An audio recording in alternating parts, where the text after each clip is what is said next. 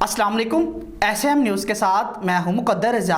SM news studio में खुशामदीद। खबरों का सिलसिला बढ़ाते हुए खबशान करते हैं चीचा वतनी कसोवाल से। रेलवे मुलाजिम की करप्शन अरूज पर।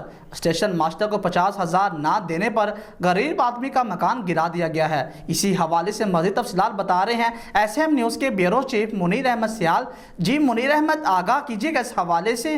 जी बिल्कुल, कसोवाल महकमा रेलवे ने ईद की खुशियां छीन ली।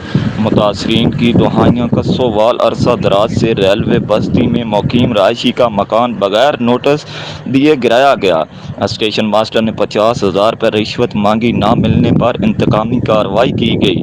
मुतल्लिका इंतजामिया को बार बार फ़ोन करने के बावजूद राब्ता ना हो सका। मकान तो मेरे पुराने पाए थे पहले 10-20 साल तो पहला भी पाए ने। मुड़ के इन्होंने की किया भी सद्या मैं स्टेशन से कहते दीवार नहीं पानी रुपया 50,000 दे। मैं रुपया 20,000 करके देता भी आला तो फिर कहना नहीं तो पिछले पैसे दे 30,000 नहीं तो मैं मकान लेना। फिर उस तो बाद नर्सरी गैंग मंगा के मेरा मकान दे दिता। तो मैं हाथ भी जोड़े मिन्नतां भी की कुरान मेला भी किया नहीं बनया। मेरे इंसाफ किया जाए।